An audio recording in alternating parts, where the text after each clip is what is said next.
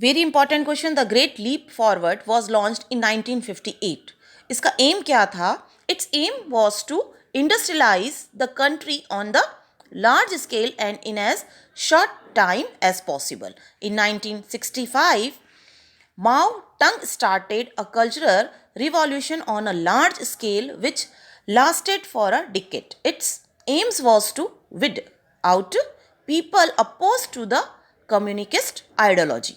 Okay, in 1978, China introduced economic reform in phases. Initially, reforms were introduced in agriculture, trade, and investment sector. In the later phase, reforms were initiated in the industrial sector. In the reform process, dual price system was adopted. Okay, and to attract foreign investment, special economic zone were set up. यहाँ पर सबसे पहले किए गए. Okay, और अब बात करेंगे हम ग्रोथ रेट की. तो 1980-90 में चाइना का जो ग्रोथ रेट था वो 10.3 था, पाकिस्तान का जो ग्रोथ रेट था वो 6.3 था, और इंडिया का सबसे कम 5.7. देखिए हम सबसे कम पर थे 80 और 90s के बीच में, क्योंकि 88 में वहाँ पर रिफॉर्म शुरू हो गया था पाकिस्तान में, तब उन्होंने ग्रोथ किया. हमारा तो शुरू ही इसके बाद हुआ. ओके, एंड अगर मैं 11 से लेकर 15 की बात करूँ, 2011 से लेकर 15 की, तो चाइना का जो ग्रोथ रेट था वो किसके बीच में चल रहा था? 10.3 टू 7.9 के बीच में चल रहा था. इसमें कोई ज़्यादा फर्क नहीं आया. 10.3 से वो गिरकर 7.9 पर आ गया है ना. और अगर मैं पाकिस्तान की बात करूं तो Pakistan also met a drastic इसमें भी कमी आई है. 6.3 पर था, 4% पर आ गया है. लेकिन इंडिया में इंक्रीज हुआ है ग्रोथ रेट. ओके, तो 5.7 पर था जो 6.7 पर आ गया, एक से बढ़ गया है. Okay, sectoral distribution of output in China, the contribution of agriculture to GDP was 8% in 2017. India का है 15% एंड पाकिस्तान का है 29%. और मैंने आपको पहले भी बताया है कि किसी भी कंट्री को अगर डेवलप होना है तो क्या करना होगा? उसे करना होगा सेकेंडरी सेक्टर को ज़्यादा डेवलप करना होगा, क्योंकि प्रोडक्शन को बढ़ाना होगा. एग्रीकल्चर तो फिर भी उतना है ही, लेकिन जीडीपी का 15% आपका इंडिया में है. ओके, इंडिया का जो 15% जीडीपी का 15% है वो एग्रीकल्चर से आता है. लेकिन चाइना को देखिए आप, केवल 8% ही डिपेंड करता है वो जीडीपी का. तो मतलब वो इंडस्ट्री पर ज़्यादा डिपेंड करता है. वास्तव में वहाँ पर हर घर के बैकयार्ड में इंडस्ट्री को इस्टेब्लिश किया हुआ है. In all three economics, industry and services sector contribute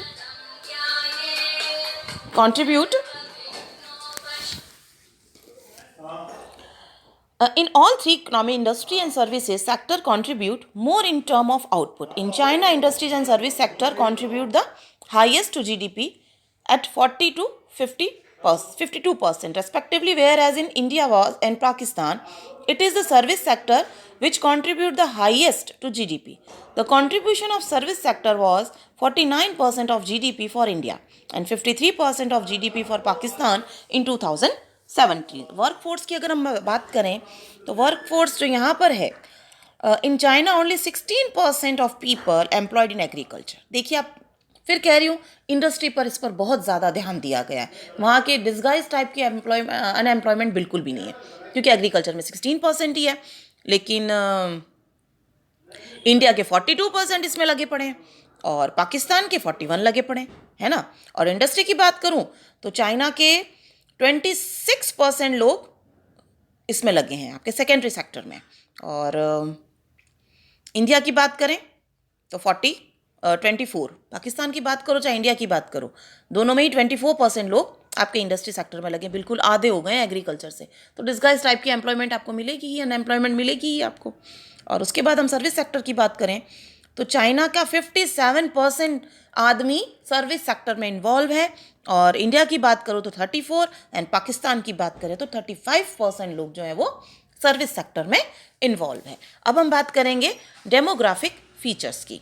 तो कोई जो डेमोक्रेटिक फीचर की बात करें तो पॉपुलेशन जो है वो पाकिस्तान की 197 मिलियन है ना, जबकि उसका जो एरिया है वो बहुत छोटा है ना. तो Pakistan is very small and account of रफली अबाउट 1/10 ऑफ चाइना, है ना. बहुत 1/10 क्षेत्रफल की दृष्टि से कहें ना एरिया, तो 1/10 है चाइना का. ओके. और India in 2017, China is the largest populate country. आप सबको पता है कि फर्स्ट नंबर पर आता है और इंडिया सेकंड नंबर पर आता है ना. तो through the China is the largest nation geographically among the three. दोनों तीनों में से सबसे ज़्यादा बड़ा चाइना कहलाएगा यहाँ पर. The density of population is the lowest, 146 है ओनली. क्योंकि एरिया बड़ा है, फिर भी नंबर 1 पर आने के बाद भी डेंसिटी जो है 146 ही है. And population annual growth rate is highest in Pakistan. सबसे ज़्यादा जो पॉपुलेशन के बढ़ने की दर है वो पाकिस्तान में सबसे ज़्यादा है, उसके बाद इंडिया में और उसके बाद चाइना में. चाइना की अगर पॉपुलेशन ग्रोथ की बात करूँ तो केवल 0.9% है.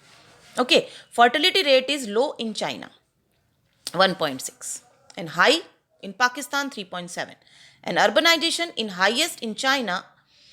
In India and Pakistan, these figures are 33% and 39% respectively. Okay, and human development की अगर मैं बात करूँ तो human development is a process of finding people's choice as well as rising their well-being.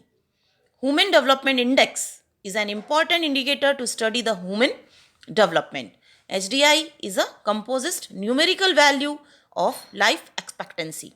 Or in the year 2017, the composite human development index for India was 0.640 as against Pakistan 0.562 and China 0.752. Okay, China ranks 86th and India ranks 130th. Okay, worldwide in HDI, while Pakistan's ranking is at 150 out of the 189 countries for which HDI ranks were calculated by UNDP. Higher value of HDI shows the higher level of human development of a country.